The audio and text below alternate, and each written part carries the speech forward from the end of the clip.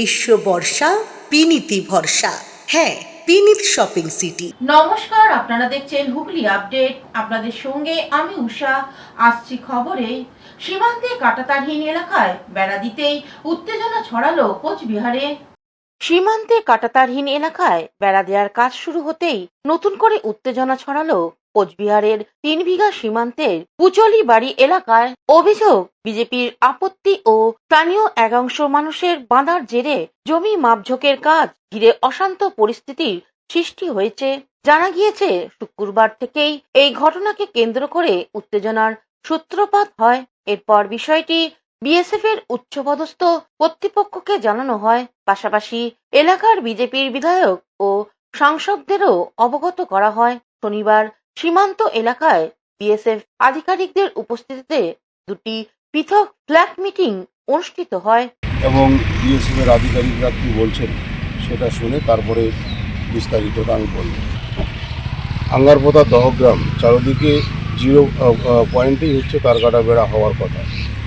এবার চুক্তি যদি বাংলাদেশ না মানে তাহলে পরবর্তী বিষয়ে 3 বিঘা করিডোরের যে চুক্তি রয়েছে, বাংলাদেশ যদি চুক্তি না মানে তাহলে অবশ্যই এটা আমরা দলীয়ভাবে আমরা চেষ্টা করবো এটাকে বন্ধ করে দেওয়ার।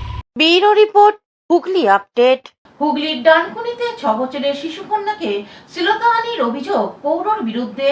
মাত্র 6 বছরের শিশুকে শ্লীলতাহানির অভিযোগে হুগলির ডানকুনি রঘুনাথপুরে 70 বছরের ঊর্ধ্বে এক ব্যক্তিকে গ্রেপ্তার করল পুলিশ। ঘটনা প্রসঙ্গে শিশুটির পরিবার থেকে থানায় অভিযোগ জানিয়ে বলা হয়, বিগত কদিন ধরে বাচ্চাটাকে ওরকম গাড়িতে বাহানায় 5 টাকা 10 টাকা দিয়ে ও নিয়ে চলে যেত, নিয়ে গিয়ে বাড়িতে এরকম অশ্লীল নোংরা ব্যবহার করেছে। এই 1-2 মাস মতন হয়েছে। হ্যাঁ, ওরকম করছে। ও কি ভয়তে কিছু বলেনি। আজকেও যখন জিজ্ঞাসা করছে সব, যে বলছে ভয়তে কিছু বলছে, তারপর যখন বকাঝকা করে বলা হয়েছে তখন বলছে যে এরকম করেছে। কৌশিক ঘোষের report, Hooghly update. Sealdah mail শাখায় হকার উচ্ছেদ অভিযানে হকারদের পাশে বিধায়ক কৌস্তব বাগচি। শিয়ালদহ মেন শাখায় শুরু হয়েছে বিভিন্ন স্টেশনে হকার উচ্ছেদ অভিযান। এই হকার উচ্ছেদ করতে গিয়ে কোথাও বাধার সম্মুখীন হচ্ছে রেল প্রশাসন। সেই মতো ব্যারাকপুর রেল স্টেশনেও রয়েছে বিভিন্ন স্টল ও দোকান। আগামী 29 তারিখ হকার উচ্ছেদ অভিযান শুরু হবে। সেই মোতাবেক নোটিশ দেয় রেল কর্তৃপক্ষ। হকাররা কি করবেন, কোথায় যাবেন, এই নিয়ে তারা ব্যারাকপুরে নবনির্বাচিত বিধায়ক কৌস্তব বাগচির কাছে বিষয়টি জানায়। আজ কৌস্তব বাগচি রেল স্টেশনে মাস্টারের সাথে কথা বলেন যাতে এই হকারদের একটা পুনর্বাসনের ব্যবস্থা হয়। তিনি রেল কর্তৃপক্ষের কাছে অনুরোধ করেন। পাশাপাশি এও বলেন, অমৃত ভারত প্রকল্পের অধীনে ব্যারাকপুর রেল স্টেশনকে হেরিটেজ ঘোষণা করা হয়েছিল আগেই। দেখুন, আমি স্টেশন ম্যানেজার এবং অন্যান্য যারা আধিকারিক যারা ছিল তাদের কাছ থেকে জানতে চাইলাম যে এখানে তো প্যাসেঞ্জার অবস্ট্রাকশন অ্যাজ সাচ সেরকম ব্যাপার নয়, তবে এটাও সত্যি কথা, ব্যারাকপুর স্টেশনকে নিয়ে রেল মন্ত্রকের বেশ কিছু পরিকল্পনা আছে। স্টেশন সৌন্দর্যায়ন এবং অমৃত ভারত প্রকল্পে এই স্টেশনকে আরও সৌন্দর্যায়ন এবং সুন্দর করে বিশ্বমানের স্টেশন গড়ে তোলার এটাও একটা বিষয় আছে। তো তাদের সাথে আমি যা প্রয়োজনীয় কথাবার্তা সেগুলো তো বললাম, তাদের তরফ থেকেও তাদের কনস্ট্রেন্টগুলো বোঝার চেষ্টা করলাম। আমি ইতিমধ্যেই বিআরএমের সাথে 1-2বার কথা বলেছি। আমার তরফ থেকে যতটা চেষ্টা করা, দেখুন এখন কেন্দ্রীয় সরকারের যে রেল মন্ত্রক তাদের একটা নির্দিষ্ট চিন্তাভাবনা আছে স্টেশনকে নিয়ে, এবং প্যাসেঞ্জার সেফটি, প্যাসেঞ্জারদের কনস্ট্রেন্ট, এগুলো সব জায়গাটা দেখার ব্যাপার আছে। সাথে সাথে এই সমস্ত লোকজনগুলো যারা দিনের পর দিন ব্যবসা করছেন তাদের যে রুজির ব্যাপারটা আছে, এটাও আমাদের মাথায় রাখতে হবে। এই পুনর্বাসন নিয়ে আমি এখন মূলত এই পুনর্বাসন বিষয়টা নিয়ে খুবই চিন্তিত। কারণ এই মানুষগুলো যারা এখানে, কেউ তো রাজা মহারাজা পরিবারের নয়, বা কেউ সুখে স্বাচ্ছন্দ্যে দোকান ভেঙে দিলে তারা থাকবে এমন বিষয়টা নয়। এলাকার বিধায়ক হিসাবে আমার এটা একটা অত্যন্ত চিন্তার কারণ যে এই মানুষগুলোকে নিয়ে আমি আগামী দিন কি করব, বা এই মানুষগুলোর জন্য আমি আগামী দিন কি করতে পারবো। Bureau report, Hooghly update. এখন নিয়ে নেব বিজ্ঞাপন বিরতি। বিরতির পর ফিরে আসছি খবরে। Blooming Bud School, where dreams become achievements.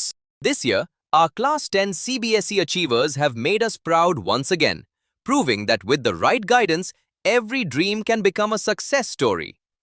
Our 2026 school toppers, the shining stars of Blooming Bud School, whose hard work, dedication, and determination have inspired an entire generation. Now your child can be the next topper. At Blooming Bud School, We don't just prepare students for exams, we prepare them for life. Here's why parents choose us. A.D. Ghosh Memorial Scholarship 2026 for deserving students. Free IITG and NEET coaching from classes 8 to 12. Smart and digital content-based learning, roller skating and all-round personality development. And a safe, inspiring environment where every child can grow with confidence. The next success story could be your child. Admissions are now open for Class 11, Science, Arts and Commerce. Limited seats, unlimited opportunities. Secure your child's future with Blooming Buds School today.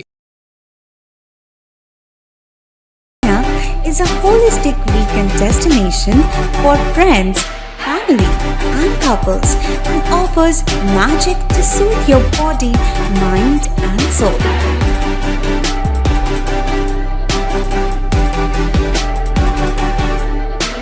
Aqua Marina, your customized magician. Welcome aboard and see the magic unfold. Amala nursing home. Enjoy a weekend at Vedam, the paradise of peace. A home away from home.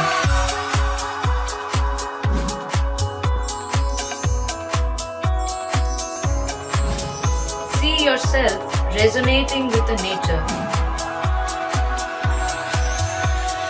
Vedam welcomes you to create your best memories. বিরতির পর ফিরে এলাম খবরে। ভাটপাড়ার পৌরসভায় অচলা অবস্থা, ৩৫ জনের মধ্যে ৩০ জন councillor পদত্যাগ করলেন। ভাটপাড়া পৌরসভায় বড়সড় রাজনৈতিক অস্থিরতা তৈরি হয়েছে। মোট ৩৫ জন কাউন্সিলরের মধ্যে ৩০ জন একযোগে পদত্যাগ করেছেন বলে জানানো হয়েছে। এর মধ্যে ২ জন কাউন্সিলর মৃত এবং ৩ জন এখনো পদত্যাগ করেনি। পৌরসভার চেয়ারম্যান রেবা লাহাও পদত্যাগ করেছেন। এই পদত্যাগের ঘটনায় ভাটপাড়ার পৌরসভার প্রশাসনিক ভবিষ্যৎ নিয়ে জোর রাজনৈতিক চর্চা শুরু হয়েছে। এ বিষয়ে বিধায়ক অর্জুন সিং কি জানাচ্ছেন শুনবো। দেখুন, আমাদের থাকলে চাইলে তো হবে না, মানুষের প্রেসার তো একটা ব্যাপার আছে। মানুষের কাছে মুখ দেখাতে পারছে না। এখন পার্থ ভৌমিকের ভাই Shekhar Bhowmik just now resigned, Partha Dasgupta already resigned, health CIC resigned.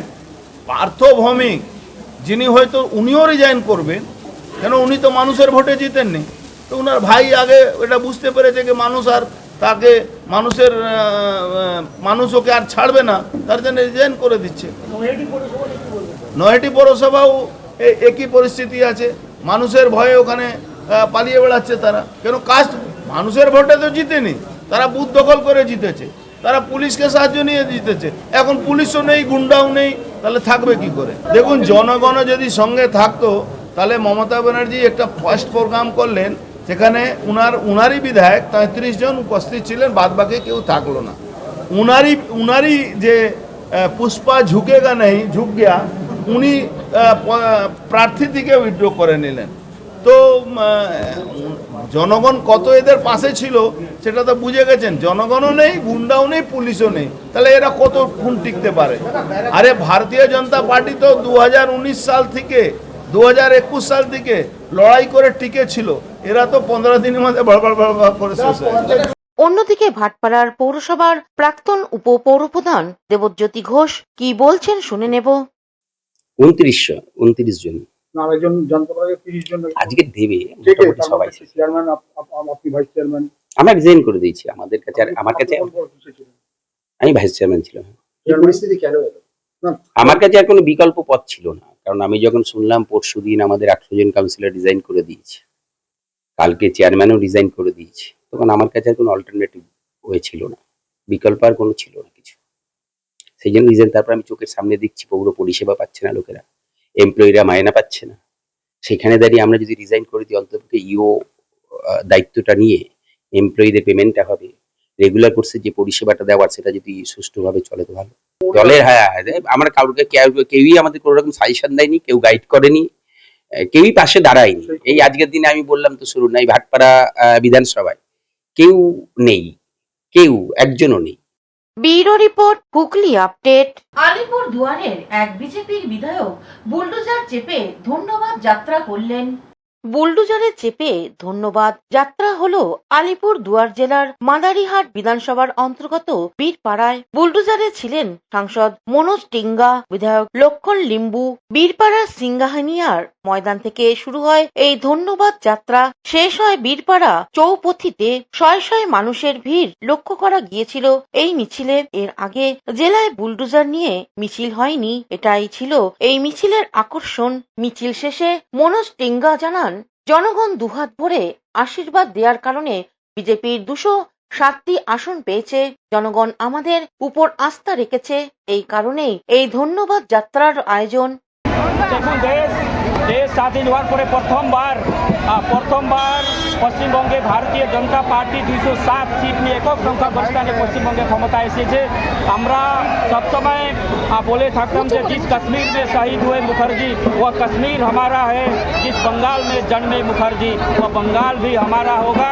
अंततः 4 अप्रैल को 207 सीट लेकर के भारतीय जनता पार्टी बहुमत के साथ में भारतीय जनता पार्टी का सत्ता पर आई है। और पश्चिम बंगाल में जो ऐतिहासिक विजय के साथ साथ मादरीहाट में भी ऐतिहासिक जय हुआ है। इसलिए हम आपके माध्यम से मादरीहाट के समस्त वासियों को, निवासियों को और मतदाताओं को हम लक्ष्मण लिंबू की तरफ से, हमारे जो एमएलए साहब हैं, और मैं अपने तरफ से और समस्त पश्चिम बंगाल वासियों के तरफ से, नरेंद्र मोदी जी के तरफ से, अमित शाह जी के तरफ से, नितिन नवीन जी के तरफ से, शुभेंदु अधिकारी जी के तरफ से, श्रमिक भट्टाचार्य जी के तरफ से आंतरिक हृदय से धन्यवाद ज्ञापन करना चाहते हैं। Bureau report, Hooghly update. চুঁচুড়ার নবনির্বাচিত বিধায়ককে নিয়ে গান বাঁধলেন বিজেপির একনিষ্ঠ কর্মী মনোজিৎ দত্ত।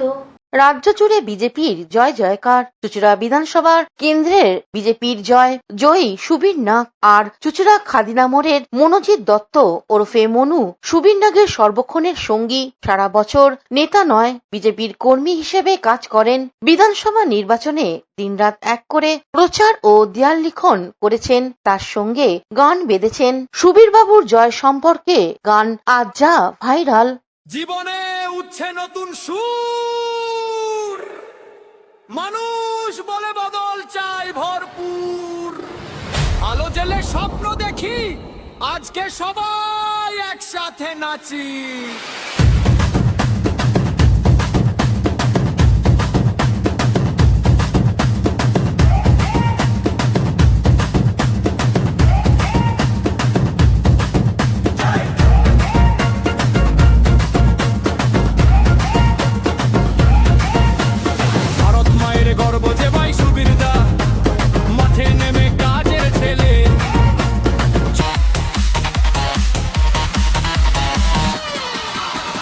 চুঁচুড়ার মাটিতে আজ নতুন সুর ওঠে,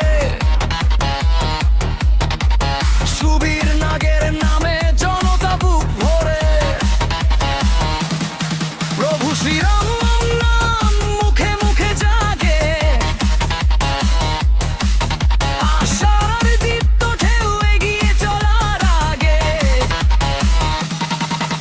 মুঠোফোনের গান ঘুরছে সাধারণ মানুষের মধ্যে। ভাইরাল গান প্রসঙ্গে মনোজিৎ দত্ত এক সাক্ষাৎকারে জানান, এটাই বলবো যে আমি এটা 4টে গান কম্পোজ করেছি, তৈরি করেছি, মানুষের ভালো লাগার জন্য তৈরি করেছি। আমাদের প্রতিদ্বন্দ্বী দেবাংশু বলেছিল যে খেলা হবে, সারা বাংলা জুড়ে খেলা হবে। আজকে দেখা গেছে যখন সুবিরদা মাঠে নামলো তখন ওনাকে আর মাঠে দেখাই গেল না।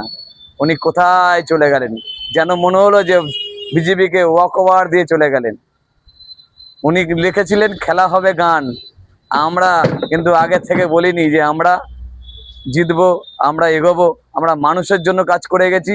সুবীর নাগের যে বয়স উনি রাজনীতি করছেন 40 বছর ধরে, সেই দেবাংশু সেই বয়সটা পর্যন্ত হয়নি। অনেকে বলেছিল জল ফল খেয়ে আসুন, আমি 50 বছর থাকবো চুঁচুড়ায়, 50 বছরের জন্য এসেছি, 5 বছরের জন্য নয়। আজকে যখন দেখা গেল গণনার দিনে উনি নেই, সকালবেলায় দেখা গেল যে 5টার সময় কাউকে কিছু না বলে কিছু মানুষের টাকা যেগুলো কাজ করেছিলেন, যারা অ্যাডের গাড়ি চালিয়েছেন, যারা ওনার জন্য কাজ করেছেন, সেসব টাকাপত্র মেরে দিয়ে সকালবেলায় চলে গেলেন কাউকে কিছু না বলে। হুগলি থেকে চন্দনা দত্তের রিপোর্ট, হুগলি আপডেট।